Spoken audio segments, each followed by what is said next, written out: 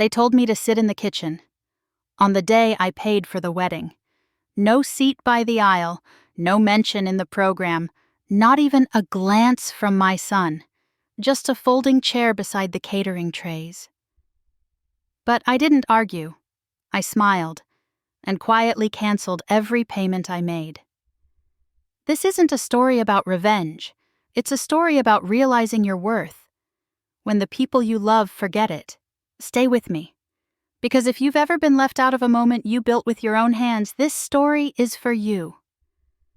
My name is Elaine Marston, and this is the day I stopped funding my own erasure. I married Paul when his son Jason was just 23 months old. I still remember the first time I saw him. Standing behind Paul's legs, clutching a juice-stained stuffed bear in one hand and sucking his thumb with the other.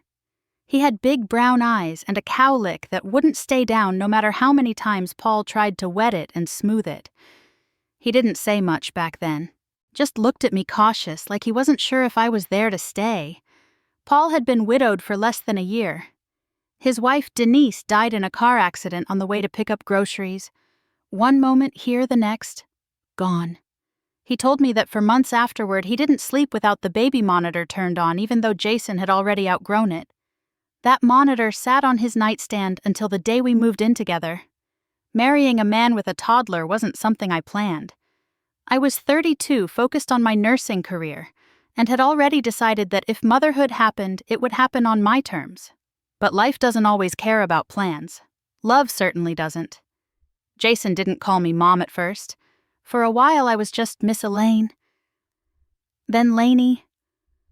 Then one day, no warning, no ceremony. He walked into the kitchen, tugged my hand, and asked, "Mom, can I have more cereal?" I stood there frozen, blinking down at him, spoon in midair. I nodded and poured the cereal, but inside something shifted. From that day on, I stopped thinking of him as Paul's son. He was mine. No adoption papers, no courtroom declarations. Just love, plain and unassuming. Paul passed away when Jason was 8. A brain tumor. Quick, cruel. The kind of thing that makes you believe the universe doesn't pay attention to fairness.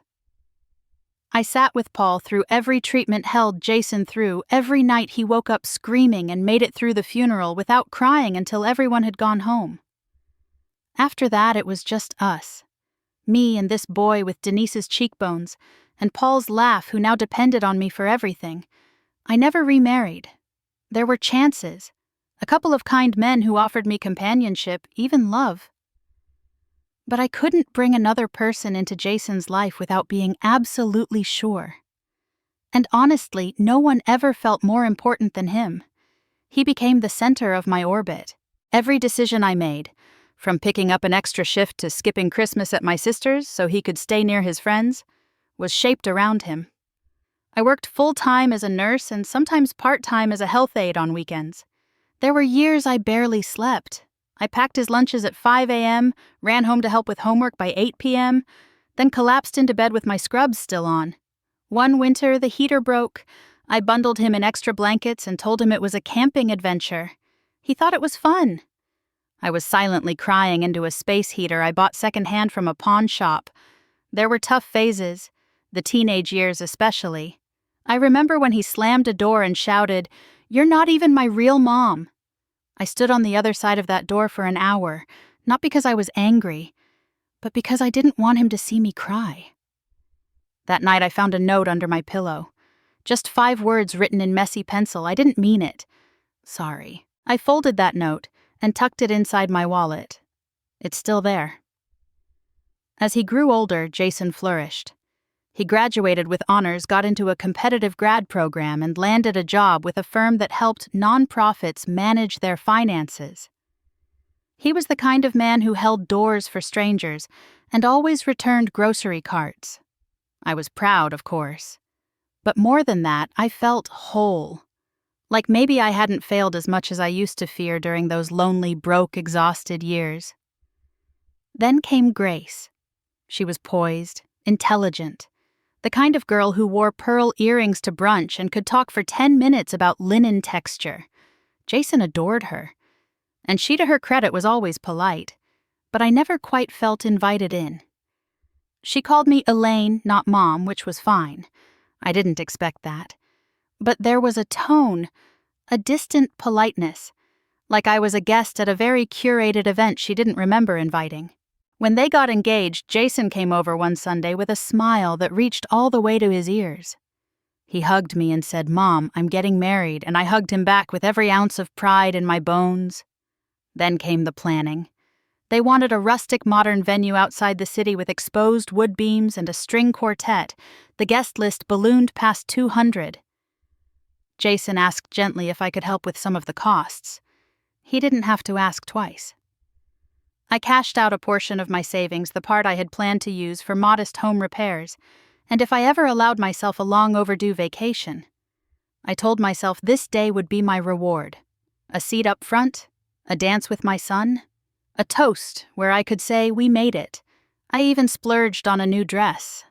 Soft mauve chiffon, hand-stitched, delicate like lavender. I hadn't worn anything new in years. It felt like more than fabric. It felt like hope. The morning of the wedding, I sat in a small downtown salon as a stylist curled my hair and sprayed something that smelled like lilac and expensive promises. I looked at my reflection. Older than the last wedding I attended, tired in some places, but still standing, still giving, still proud. I didn't know yet that I was getting dressed for a seat I'd never see. The first hint came when Grace hosted a brunch for her bridal party and didn't invite me. At first I thought it was an oversight, a mistake. Maybe the email got lost or the message was sent to an old number. But then I saw the photos. Perfectly lit, pastel-themed with mimosas and hand-lettered name tags. And I knew it wasn't a mistake. It was a choice. Still, I smiled when Jason showed me the photos on his phone. I said things like, "She looks so happy, and that's a beautiful spread." I didn't ask why I wasn't there. I didn't want him to feel torn, not now. He already had so much on his plate, and I kept telling myself this wasn't about me. This was his day. That's what good mothers do, right? They step aside. But the small omissions kept piling up. Grace chose a calligrapher for the invitations and didn't ask for my opinion. That was fine. I suppose it was their taste that mattered. Then came the menu tasting. I offered to join since I was covering the catering, but Grace told me the tasting was already scheduled for a weekday afternoon. She said, "It's okay, Elaine. We'll handle it. It's all under control." Under control. That phrase landed like a door closing slowly in my face. When the florist needed approval on extra arrangements, Grace texted me, "Hey, just FYI, we went ahead with the white anemones instead of the lavender. Hope that's cool." It wasn't a question. It was a declaration. I had already paid the deposit, so what choice did I have? I started to notice a pattern. Every time a decision came up, be it music lighting or table design, Grace's parents were looped in. I wasn't. Her mother Meredith was copied on every email tagged in every Pinterest board standing next to Grace at every fitting. She was the vision keeper, the unofficial co-planner. I was the checkbook. Jason never meant to exclude me. I know that. When I gently asked if I could come to one of the fittings, he gave me a soft look and said, "Mom, Grace just wants to keep things small. You know how she gets overwhelmed." And I nodded because I did know. I had spent the last year learning all the things that overwhelmed her. It wasn't just the planning. It was the energy. Every time I showed up. Whether it was to drop off a signed check or bring them lunch during a planning session. I felt like an extra, like someone who had wandered onto a stage mid-rehearsal and didn't know the lines. Once I asked if there would be a mother-son dance. Jason hesitated. Grace was thinking, "Maybe we just keep it simple," he said. "You know, not draw attention to one part over another." I nodded again, even though it felt like a small fracture inside me. But the moment that stayed with me happened 3 weeks before the wedding. We were sitting in Grace and Jason's apartment, folding programs and assembling favors. Grace held a clipboard and was assigning toasts. Her father would speak first, then her mother, then the maid of honor. Jason would close the speeches with a heartfelt thank you. I waited, just a second, long enough for the question to rise in my throat. Then I asked gently, "Would it be all right if I prepared a few words for the reception?" Grace didn't look up right away. She just kept writing. Then, without meeting my eyes, she said, "Actually, we thought it might feel more balanced if it just came from my parents." I didn't say anything, just nodded and picked up another favor bag. My hands were shaking slightly, but I kept folding. Jason didn't say a word. Later that evening, as I drove home, I kept repeating that moment in my mind. Balanced. That was the word she used. Like my presence might tilt something out of place. Like I was a weight to be managed. I had written a few lines already. Nothing dramatic, just a quiet thank you. A short memory of Jason as a boy, how he used to walk around with a red blanket tied like a cape. I wasn't going to embarrass him. I wasn't going to steal the spotlight. I just wanted one moment to speak love into a room that felt more and more like it didn't have space for me. That night I opened the notebook where I had scribbled my speech. I stared at the words until they blurred. Then I closed it and slid it back into the drawer. The next morning I got an email confirming the final head count. I wasn't on the seating chart, at least not where I expected. My name was listed under support vendors, meal comp, right between florist assistant and band liaison. I sat with that for a long time. A name on a list, not mother of the groom, not even family, just a role, a service, something paid for not someone loved. And still I said nothing. I told myself I didn't want to make a fuss, that this was just one day, that Jason loved me and that was enough. But deep down, something else whispered, "You gave everything. And now, you're not even part of the story." The morning of the wedding I woke before the sun had even begun to stir. My apartment was still and dim, the only sound the soft hum of the refrigerator and the occasional creak of the pipes in the wall. I moved carefully, reverently, almost as if I were preparing for something sacred. And in a way I was. My son, my only son, was getting married. I laid out the dress I had chosen months ago, mauve chiffon with delicate beading along the sleeves. It had taken me 3 tries to convince myself it was worth the money, but I remember standing in the department store, fingers grazing fabric. I had no business buying, wondering if it would be too much, too soft, too visible. But I told myself for this day I deserved to feel beautiful. I pressed it one more time with the iron, smoothed the bodice, and slipped it on with care. I'd gotten my hair done the day before in soft waves, not too formal, just enough to feel polished. I wore a pair of pearl earrings that had belonged to my mother, and I tucked a small tissue into my purse, just in case the emotion of it all got to me.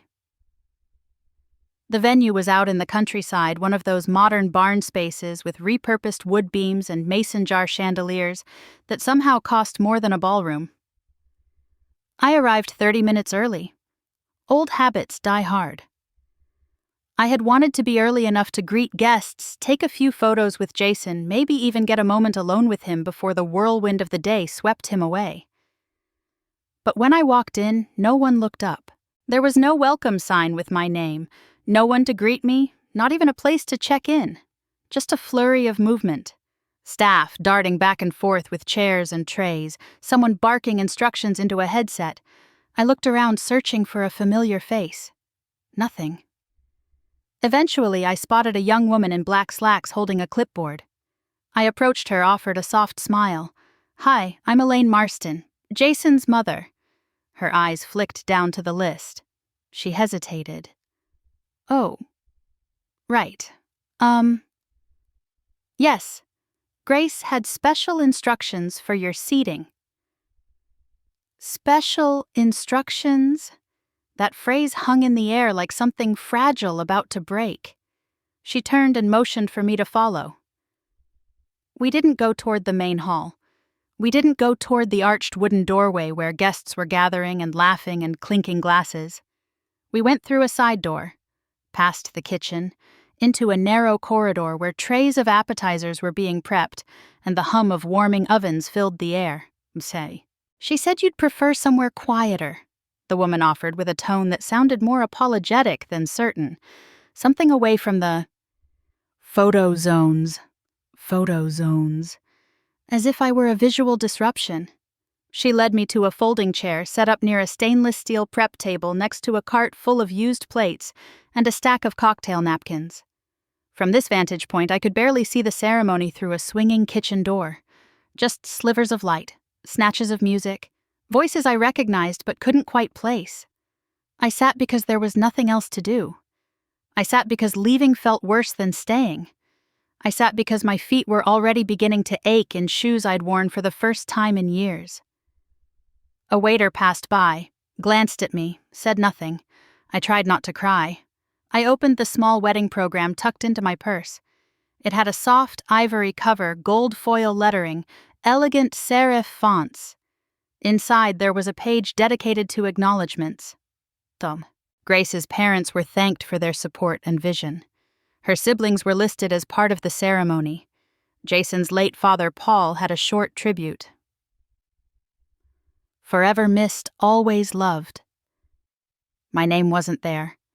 Not in acknowledgments. Not in the family section. Not even as a footnote. I blinked at the page, willing myself not to feel what I was feeling. But the silence of omission is its own kind of noise. It echoes. It scrapes at the inside of your ribs and settles behind your throat like a lump that refuses to dissolve. I peeked again through the swinging door. The music had started. Guests were rising. Jason stood at the front straightening his jacket. He looked happy. Nervous, maybe, but glowing in that way people do when their life feels like it's about to begin. Grace came down the aisle on her father's arm. She was stunning. I couldn't deny that. Her dress was the one I'd paid for, though she never thanked me. Lace and tulle and a little sparkle, just like she wanted. Her mother walked behind, lifting the train, whispering something into her ear that made them both laugh. I watched it all from behind a door. When the officiant asked who gave the bride away, Grace's father said, "Her mother and I do." And everyone clapped. No one asked who gave Jason anything. No one said my name. At the reception, I remained near the kitchen, out of sight. A staff member handed me a plate of food like I was part of the catering team. I thanked her anyway. I stared at my plate but couldn't bring myself to eat. Somewhere out there, Jason was dancing with Grace, spinning her under string lights, smiling for photographers. And I, his mother who had raised him alone, who had given every ounce of herself for his future, was hidden behind a wall of shrimp cocktail and metal trays. But I didn't leave. I didn't call him over. I didn't ask why. Because I knew the answer. He didn't want to cause conflict. He didn't want to ruin the vibe. So he let them tuck me away like a wrinkle in the fabric of his new life. And I let them. Because I thought love meant staying quiet when it hurt. But that day behind that kitchen door, I started to wonder if silence wasn't strength, but permission. I didn't cry that night. Not even once. When I got back to the hotel, I didn't kick off my shoes or unzip my dress. I sat down on the edge of the bed, still fully dressed hair, stiff with hairspray, makeup settling into the creases of my face like dust in forgotten corners. The soft fabric of my mauve dress wrinkled beneath me, and for a long time I just sat, silent, staring at nothing in particular. The room was dim and quiet, lit only by the soft blue glow of a digital clock, blinking 10:42 p.m. The air smelled faintly of the lavender sachets I'd brought from home. It was meant to make things feel comforting, familiar. Instead, it only made the contrast sharper. In my lap sat the small clutch I'd carried all day. From it, I pulled out my tablet. I didn't really know why. Maybe habit. Maybe I needed something to do that didn't involve thinking about how I'd just watched my only child get married through a swinging kitchen door. The screen lit up. The wedding budget file was still open. An Excel sheet I'd meticulously kept for over a year. Every item labeled, Every payment logged, every small addition Grace requested filed under elevated touches. I began scrolling, slowly at first, just a quiet audit, a way to ground myself. But the longer I looked, the tighter my chest became. There were charges I didn't recognize. A $200 upgrade to the bar menu, added 2 days before the wedding. I hadn't approved that. Then another line item, custom-engraved wine tumblers as guest favors. Grace had mentioned basic coasters. These were triple the price. And then the kicker. A $150 bill from a private restaurant in the city, a dinner tasting for the couple and bridal party. It hadn't been on any version of the plan I'd reviewed. But the card used was mine. I blinked. Clicked again. Yes. My name. My billing address. My credit. I opened my banking app. The charges were real. Processed. Done. I stared at them for a long time, long enough that the screen dimmed and faded before I tapped it back awake. Then, almost on impulse, I opened the peer-to-peer payment app I'd downloaded a few months ago at Grace's suggestion. It makes everything easier, she'd said. Streamlines reimbursements. I hadn't used it much, but there it was. A public note attached to a payment from Grace to one of her bridesmaids. It read, "Elaine's covering everything, so we went big." I read it once, then again. My hands didn't shake. My face didn't flush. I didn't scream or throw the tablet or collapse dramatically on the floor. I just sat there, my spine rigid, my breath shallow. Something inside me wasn't breaking. It was evaporating. Quietly, invisibly, like mist in sunlight, like hope when it's been too patient for too long. They hadn't just forgotten me. They had used me, openly, casually, like it was expected, like I was a line item on the wedding budget, not the person who paid for it. I thought about the months leading up to this day, the late-night calls from Grace about upgrades and elevated aesthetics, how she'd always added, "Only if it's not too much trouble, Elaine," and how I'd always said yes even when it was too much trouble, even when it meant skipping meals or delaying medical appointments, even when it meant giving up small dreams I'd quietly saved for retirement. I thought about the way she looked at me, like a vendor, not a mother-in-law, not even a guest. And I thought about Jason, my Jason, the boy who used to wait for me at the window when I worked late shifts, the one who drew me pictures with misspelled "I love yous" on the back of scrap paper, the teenager who once told a classmate that Elaine's not my stepmom, she's just my mom, the young man who had once looked at me with gratitude that made every sacrifice worth it. That boy didn't show up today. That boy let someone seat me in a kitchen. That boy let someone erase me from his wedding program and never once turned around to ask where I was.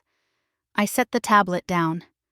And for the first time in my life, I looked at those neat columns of expenses. Not as generosity, not as love expressed in dollars, but as proof that I had been reduced to function. To funding.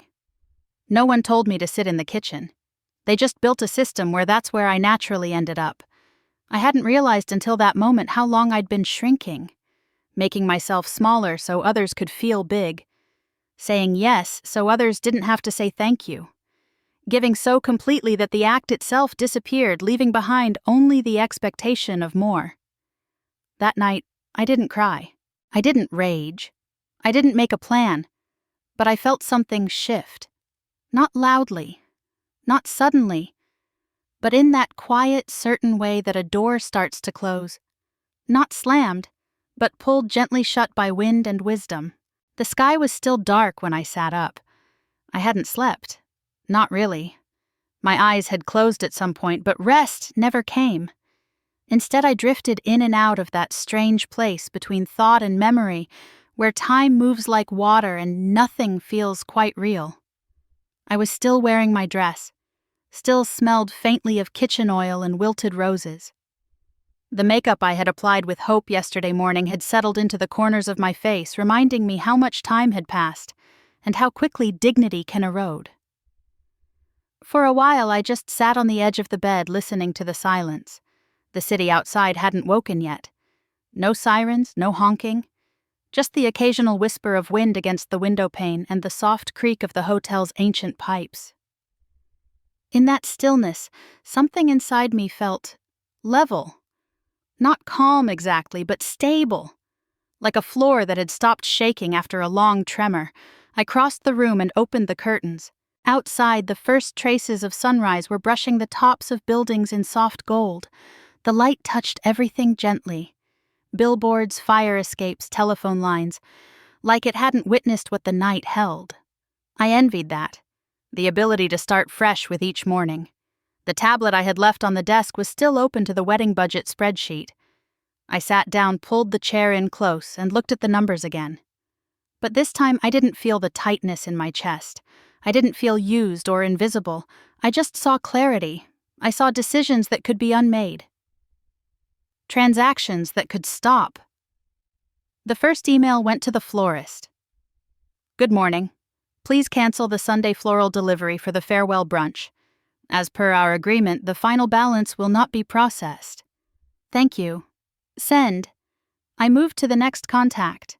The band. Hi there. We'll no longer need your services for the post-wedding event. Please consider this confirmation of cancellation. Wishing you all the best. Send. Then came the brunch caterers. Please reduce the staff to minimum for Sunday. No extended setup or breakdown needed. Adjust invoice accordingly. Send. Next was the monogrammed pastry vendor. Grace had insisted on branded croissants for the morning after brunch. It was unnecessary then. It was absurd now. Please cancel the order for Sunday delivery. No need for rescheduling. Send. Each message was polite, brief, professional. I didn't explain. I didn't apologize. I didn't offer reasons or stories to soften the blow. I simply stopped. And the strangest thing happened. My hands didn't tremble. My shoulders didn't ache. My breath didn't catch in my throat. If anything, I felt lighter, like I'd been carrying a weight so long I didn't even recognize it as heavy until I finally set it down. Let them wake up to silence. Let them wonder where the musicians went, why the flowers never came, why the staff count had been halved. Let them stare at the missing pastries and fumble for excuses when guests ask why the goodbye brunch looked more like an afterthought than a grand finale. Let them make up their own stories. They'll say it was a scheduling error, a miscommunication, that something got lost in a spam folder or slipped through the cracks. They won't guess the truth. They won't imagine that the woman they sat behind the kitchen door quietly packed up her generosity and walked away. And that's fine. I didn't do it to teach them a lesson. I did it to remember how it feels to act on my own behalf. For the first time in years, I stopped being the one who fixed things before they broke, who gave without pause, who said yes before the question finished leaving someone else's mouth. I didn't slam a door. I didn't write a speech. I didn't post a carefully worded explanation or burn any bridges. I just let go. It was that simple. And that radical. Oh, after the last email was sent, I stood by the window again. The sun was higher now, casting longer streaks of amber across the sidewalk. A few early risers passed by the hotel entrance. Someone walking a beagle in a red vest. A woman holding a to-go cup in both hands, like it was the only thing holding her together. I watched them with quiet curiosity. Their lives, their stories moving past me like wind through curtains. I packed slowly. I folded the dress and laid it in my suitcase the same way I used to fold Jason's baby clothes. Soft, careful, as if the fabric held memories that might dissolve if handled too roughly. I slid my shoes into the side pocket, my jewelry into the velvet pouch, my clutch, empty now, into the narrow sleeve behind my tablet. I brushed my teeth, washed my face, ran a comb through my hair which still held the shape of yesterday's curls. At the front desk, I returned the room key. The clerk smiled and asked, "How was your stay?" I paused. "Quiet," I said. She nodded like she understood. I doubt she did. I stepped outside. The city was awake now, Cabs splashed through puddles. Shop signs flickered to life. Somewhere not far from here, my son and his new wife were waking to silk sheets and room service menus. They didn't know yet. They hadn't seen the inbox, the cancellations, the cost of what they'd chosen to ignore. And I didn't care if they ever did. I crossed the street to a small cafe I used to love during nursing conferences. It had chipped mugs and a temperamental espresso machine and the kind of mismatched chairs that made it feel human. I ordered black coffee and a croissant. No initials on it, no theme, no performance. I sat by the window and pulled out a pen. I didn't open my spreadsheet. I didn't review receipts. I wrote one sentence on the back of an old grocery list I found in my bag. You can stop giving when it stops being received. I folded it, tucked it into my wallet, then I drank my coffee slowly. I had nowhere to be, and for the first time in a long time, that felt like a beginning. The moment I stepped back into the house, I felt something shift. Not in the walls, not in the air, but in me. The door clicked shut behind me with a soft finality, and I stood in the entryway for a while, not moving, just listening. The house had its own heartbeat, quiet and constant, the hum of the refrigerator, the distant ticking of the hallway clock, the creak of old wood settling under its own weight. Everything felt familiar, but nothing felt the same. I set my bag down on the bench by the door, the same one where Jason used to leave his muddy soccer cleats. The faint outline of a scuff mark was still there even after all these years. I ran my fingers over it gently, not with longing but with recognition. That part of my life had passed. I had lived it fully, and it was over. I moved through the living room slowly. Each step felt like walking through memory. Every shelf, every picture frame, every carefully dusted surface was a relic of a time when my role had been unquestioned: caretaker, provider, mother. The photos were the first things to catch my eye. Jason's face beamed out at me from every corner. His toothless kindergarten grin, the braces-era smiles, the high school graduation photo with his arms wrapped around my shoulders. They used to make me proud. Now they felt heavier, like pieces of a story that had ended and refused to leave. I stood in front of the largest frame above the fireplace, the one from his college graduation. I remembered that day. How I'd ironed his shirt before the ceremony, packed snacks in my purse, because he always forgot to eat, and clapped until my hands ached when they called his name. He had hugged me afterward, told me I'd made it all possible. That boy wasn't the one who got married last week, not the one who let me sit behind a kitchen door while he celebrated a new chapter of his life. And so I reached up and gently took the frame down, not in anger, not in bitterness, but because I was ready to put it away. One by one, I removed each photo from the walls and shelves. I wrapped them carefully in old towels, folded them with the kind of respect you give to something you once loved deeply. I found a sturdy box in the closet, labeled it with a black marker, "Memories, not obligations," and tucked it away behind a stack of blankets. The house looked bare without the photos. Quieter, but not empty. It looked like a space ready for something new. In the kitchen, I opened the fridge and stared at the contents. Leftovers, half-used condiments. Things I'd kept because Jason liked them. Orange juice with extra pulp, the kind of yogurt he always preferred a jar of olives for his weekend sandwiches. I pulled them out one by one, poured the juice down the sink, tossed the yogurt, donated the olives to the compost bin. I cleaned the shelves with lemon-scented spray and stood back to admire the simple, clear space I had made for myself. Then, for the first time in what felt like forever, I asked myself a question. What do I want to eat? Not what's convenient, not what's expected, not what someone else would enjoy. What do I want? The answer came quietly. A dish I had once seen on a travel show, lemon butter pasta with roasted cherry tomatoes and fresh basil. I'd bookmarked the recipe years ago, but never made it. Jason hated tomatoes, so I told myself I didn't need them either. But now I did. I pulled out a pot, set it on the stove, and began to cook. I salted the pasta water generously, just like the chef on the screen had done. I sautéed the tomatoes in olive oil until they blistered and split, releasing a sweet, tangy aroma that filled the kitchen like summer. I added garlic lemon zest and a touch of cream. When the pasta was done, I tossed it all together in a wide ceramic bowl. The good one, the one I'd saved for company. I set the table. Not on a tray, not in front of the TV, not with paper napkins. I used the good linens, a real wine glass, a candle. And I sat down in the quiet of my own home and ate slowly, savoring every bite, like it was a conversation I had been waiting years to have with myself. The food tasted like freedom, not because it was fancy, but because it was mine. After dinner, I washed the dishes by hand even though the dishwasher was empty. I wanted to feel the warm water, the weight of the plates, the quiet act of caring for something that only served me. I poured myself a glass of wine and carried it to the sunroom. The sky outside was turning lavender, the garden glowing in the last light of day.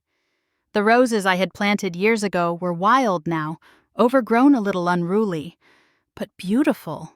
They had outgrown their planters, stretched past the boundaries I once trimmed so carefully. I hadn't pruned them this year. I didn't feel guilty about that anymore. I sat by the window and watched them sway in the breeze, not reaching for anything, just being. It occurred to me then, maybe I didn't need to trim myself back either.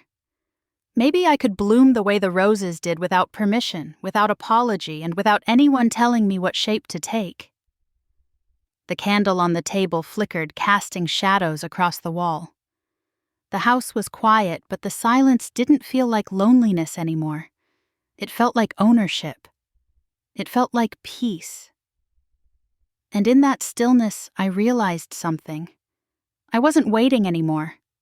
Not for a thank you, not for an apology, not even for understanding.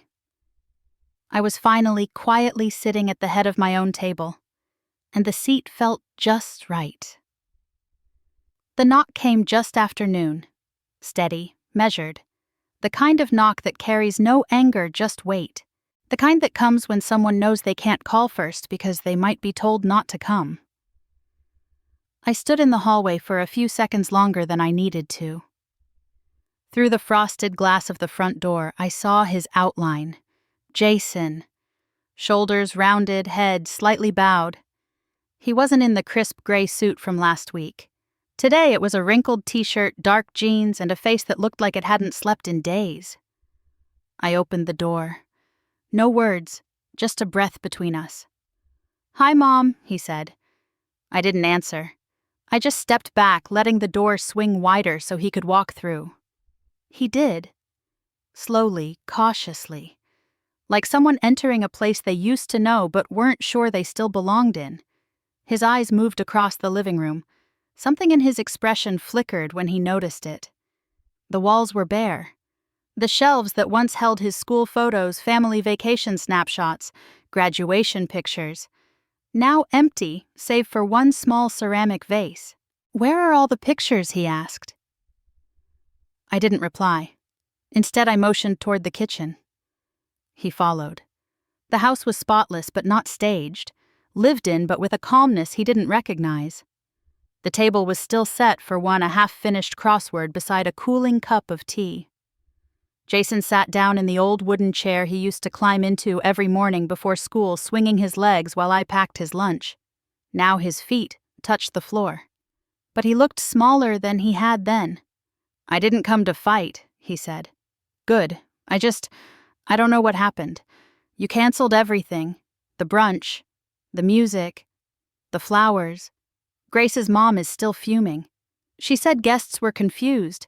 People are calling us asking questions." I stood at the counter listening to him talk like this was all a misunderstanding, like I'd caught a mood and made a scene, like I hadn't been seated next to dirty plates behind a swinging kitchen door. "You didn't tell me you were upset. You didn't ask." He blinked. "I didn't think it would matter," Emily said. "Grace," I corrected.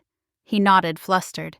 "Grace said it would be cleaner for the pictures, that it would just be easier if we kept everyone where they belonged." I raised an eyebrow. "Where I belonged." He looked away. That's not how I meant it. But that's how it happened. I crossed the kitchen, opened the hallway closet, and pulled out a box I had placed there just that morning. It was small but heavy. I set it on the table between us. Jason stared at it. What is this? Receipts? Contracts? Emails? Every payment I made for that wedding. The flowers, the upgraded menu, the cocktail tasting you charged to my card 2 days before the ceremony, the monogrammed favors, the tent rental. Every little detail Grace called an elevated touch. He still didn't move, just kept looking at the box like it might open itself. And this, I added, sliding over a printed page, is a copy of what she sent her friend. Public, by the way. He read it. Elaine's covering everything, so we went big. His mouth opened, then closed, then opened again. I didn't know she sent that, but you knew I was paying. He nodded slowly. Yeah, I mean, I did, but it felt like you wanted to. You always said you wanted to give me the wedding you never had. And I did, I said, but what I never said was that I wanted to be erased from it. He looked up. I didn't erase you. I walked to the bookshelf in the living room, picked up a picture frame that once held a photo of him and me at the lake when he was 7. Sunburned cheeks, wet hair, his arms wrapped tight around my neck. I had removed the photo, but the frame remained. I set it down beside the receipts. Face down. I've held on to versions of you that don't exist anymore. The boy who used to run to me after school. T. The teenager who said, Elaine isn't my stepmom. She's just my mom. The young man who once called me his rock. He flinched, his voice cracked. I didn't mean to hurt you. But you did. His eyes welled. I'm sorry. I know. He leaned back, pressing his palms against his thighs as if bracing for some kind of punishment. There was none. I wasn't here to punish. I was here to finish something. You always said I was your whole world, he whispered.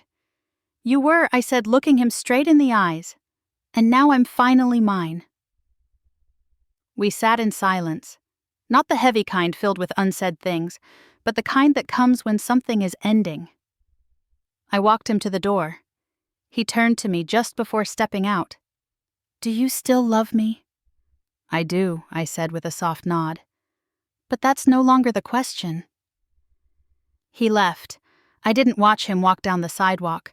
I didn't wait for him to turn back. I closed the door behind him with quiet hands and returned to the kitchen. The house didn't feel empty. It felt honest. The air was still. The garden swayed beyond the window.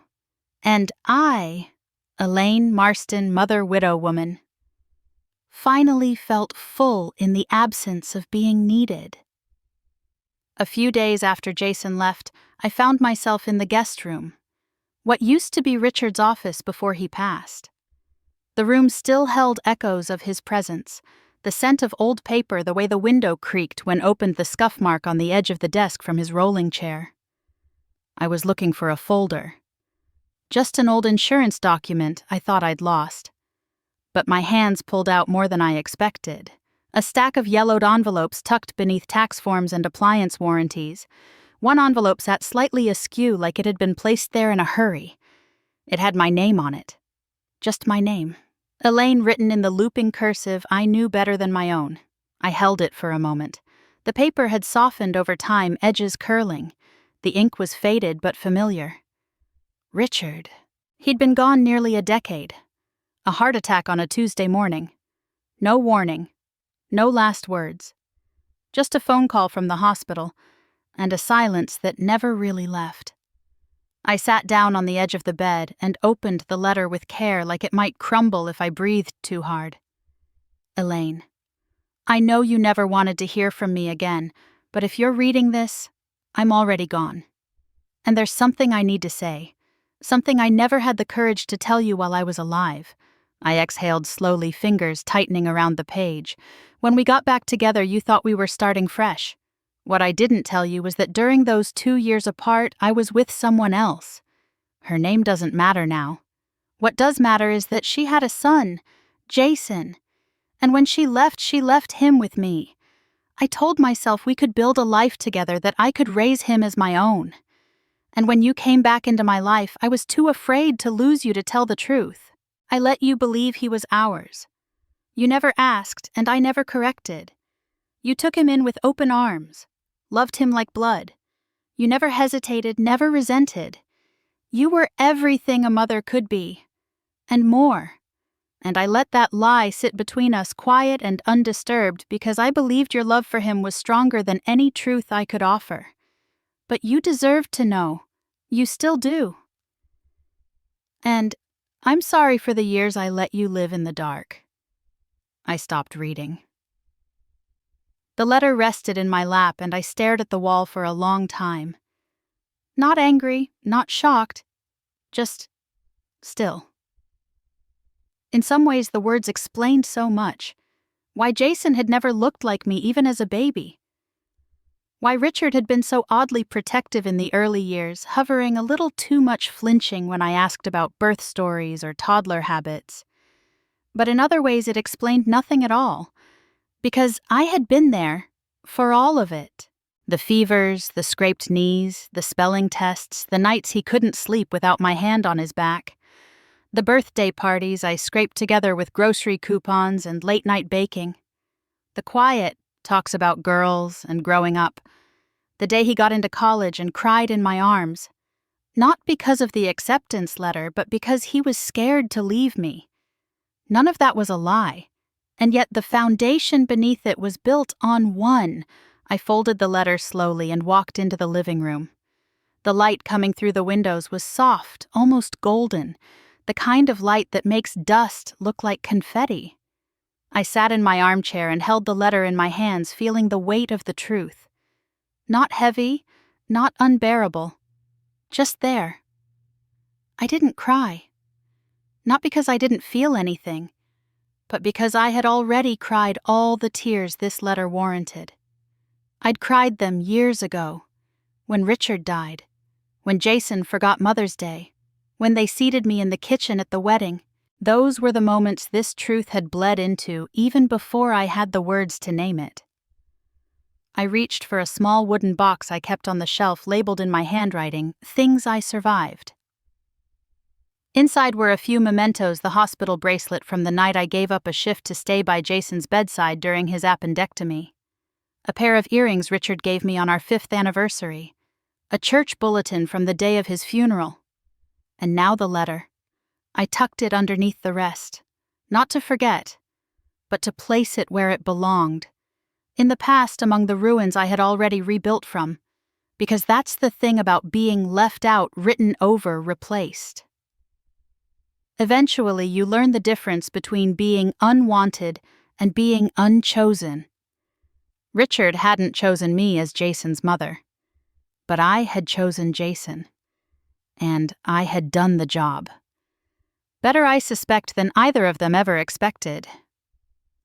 I smoothed the creases in my skirt and walked to the kitchen.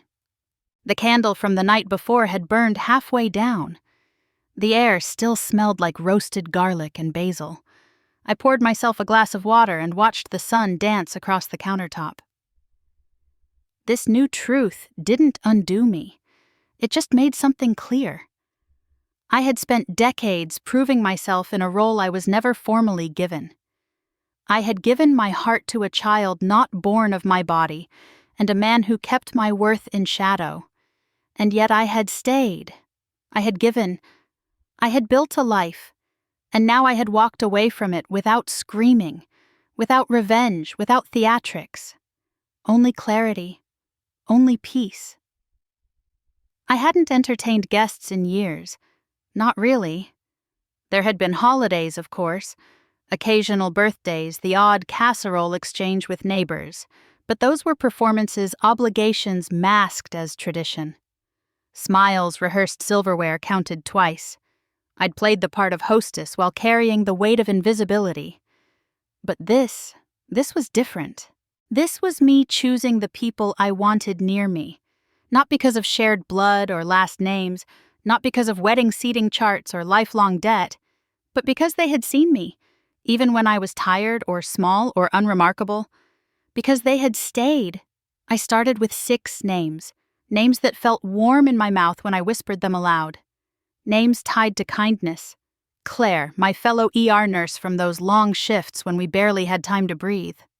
She once bandaged my wrist after I slipped on a wet floor and never made me feel stupid for it. Mr. Harvey, who lived 2 doors down, shoveled my driveway every winter without asking, and left rhubarb pie at my door in the spring. Dina, from the corner bookstore, who always asked how I was, and waited for the real answer. Janet, who covered for me more times than I could count, even once on her birthday, just so I could be at Jason's choir recital. Marjorie, who brought me soup during the worst flu of my life. And Loretta, who always remembered my birthday even when Jason forgot. I wrote the invitations by hand, just simple notes on yellow stationery, no fonts, no flourishes. Dinner at my home, Sunday at 6, just food warmth and your presence. That was it. No RSVP required, no need for approval. I dropped them in mailboxes myself, walking from one door to another, feeling oddly childlike with each delivery. It reminded me of the first time I handed out birthday party invites for Jason when he was in 2nd grade. Except this time, I wasn't hoping someone else would make me feel included. I was already home. That week I cleaned differently, not with the anxious rigor of hosting out of obligation, but with something softer. I opened the windows and let the breeze sweep through each room, lifting the curtain edges like quiet wings. I played music, piano jazz and old soul, while wiping down shelves and rearranging candles. I didn't remove the empty picture frames. I left them there face down, not as a statement but as truth. They had held stories once, and those stories had ended. Now new ones were beginning. I cooked slowly that Sunday afternoon. Nothing extravagant. A roasted lemon-thyme chicken garlic mashed potatoes, green beans with almonds, and a salad with figs and soft cheese. I made a cherry cobbler from scratch because Claire once mentioned it reminded her of her grandmother. I used the good dishes, the ones that used to sit behind glass waiting for a moment that never seemed to arrive. This was the moment. At 5:52, the doorbell rang. Claire, punctual as ever, stood there with a bottle of red wine and her hair pulled back in the same no-nonsense bun I'd seen for years in the hospital. I brought backup dessert, she smiled, holding up a tin of cookies. In case yours is a disaster. Perfect, I said, laughing. Mine probably is. One by one they arrived. Coats were hung. Kisses exchanged. Compliments offered. Genuine ones, not the kind women sometimes give out of politeness, but the kind that carry weight. You look peaceful. Something's different about you. We gathered around the table slowly. There was no rush, no pressure to perform, just conversation. Gentle, winding, honest. They asked how I'd been. I told them I'd been learning to breathe again. They didn't pry about the wedding, or Jason, or what came after. They didn't need to. The silence around it was respected like a scar we all saw and didn't need to poke. Dinner was loud in the best way. Janet told a story about a patient who'd tried to bribe her with homemade jam. Mr. Harvey shared how he once confused a possum for a burglar. We passed plates. We refilled glasses. We laughed so much I forgot what it felt like to brace for disappointment. This wasn't survival. It was celebration. Of self. Of simplicity. Of being seen. At one point, Claire leaned back in her chair, raised her glass and said, "To Elaine, for reminding us it's never too late to take your rightful seat." Everyone raised their glasses. I didn't cry. I just smiled. A full smile. The kind that starts in the chest and blooms out. After everyone left, I didn't rush to clean up. I let the dishes sit in the sink, the wine glasses on the table, the crumbs on the placemats. I stood at the door for a moment, breathing in the warmth that lingered, roasted chicken vanilla and faint laughter still echoing off the walls. I lit a candle, curled into the armchair by the window. Outside, the garden shimmered under moonlight. The roses, now unruly and wild, moved with the wind like dancers in their own rhythm. I thought about the seat I'd taken that night. It hadn't been offered. It hadn't been assigned. I had taken it. And no one had questioned it, because they saw me. Not as a role, not as a giver, but as a person.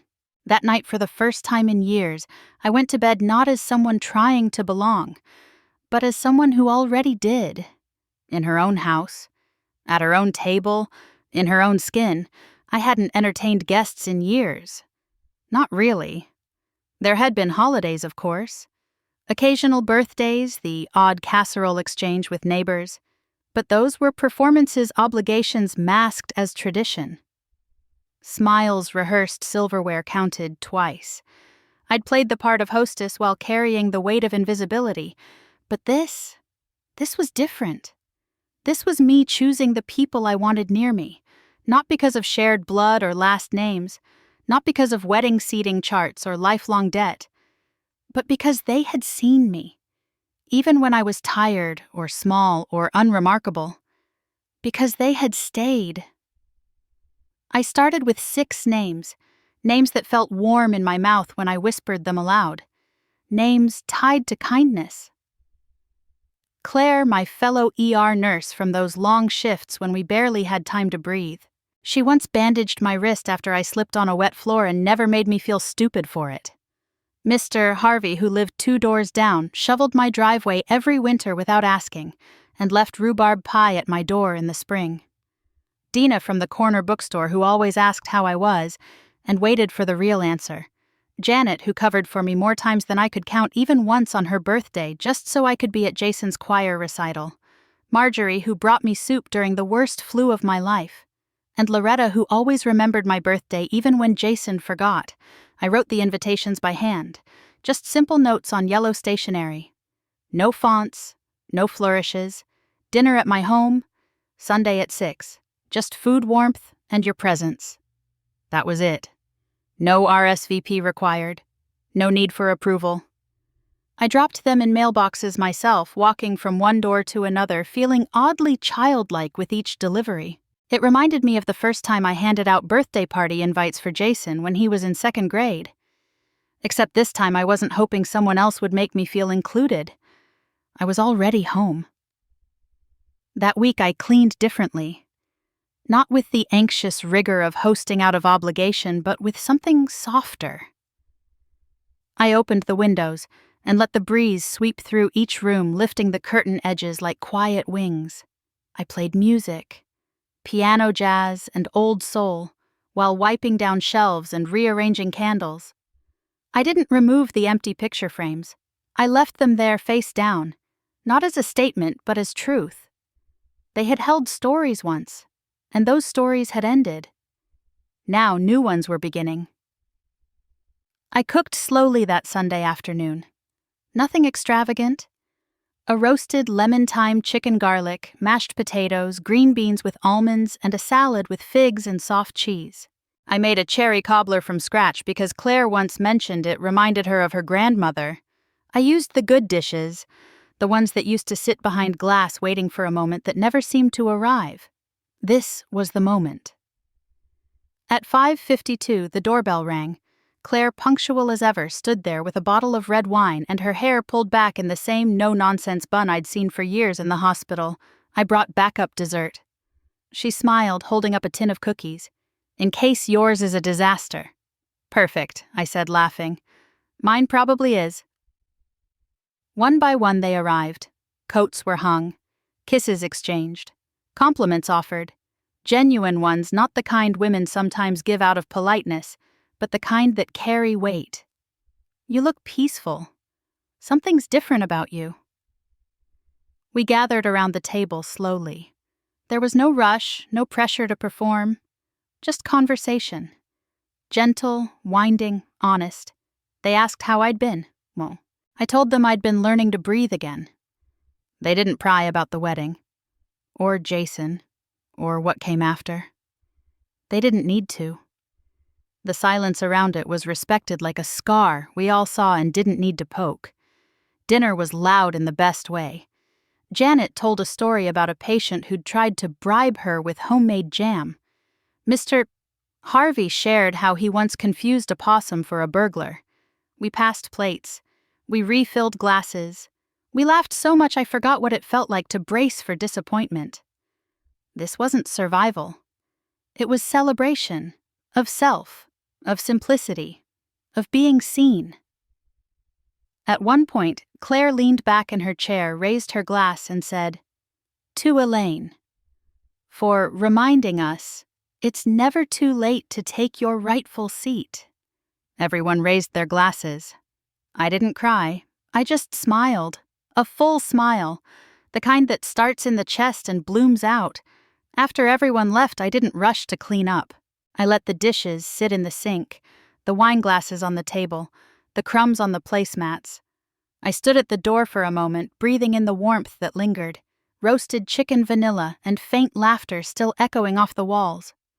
I lit a candle, curled into the armchair by the window. Outside, the garden shimmered under moonlight. The roses, now unruly and wild, moved with the wind like dancers in their own rhythm. I thought about the seat I'd taken that night.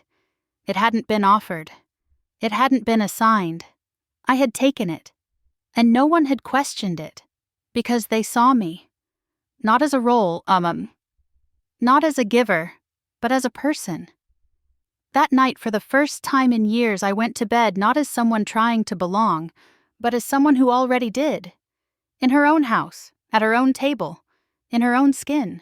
Have you ever given so much of yourself only to feel like you were never really seen? Have you ever sat quietly in the background, at a wedding, a dinner table, or even in your own home, wondering when it would be your turn to be acknowledged? If Elaine's story touched something in you, it's because so many of us have loved silently, sacrificed quietly, and waited too long for a seat that was never truly offered. But maybe, just maybe, it's time we stopped waiting. Maybe it's time we took our own seat not at someone else's table, but at the one we build for ourselves. If this story felt like your story, or the story of someone you love, leave us a comment below. Tell us what part stayed with you, what moment made you pause.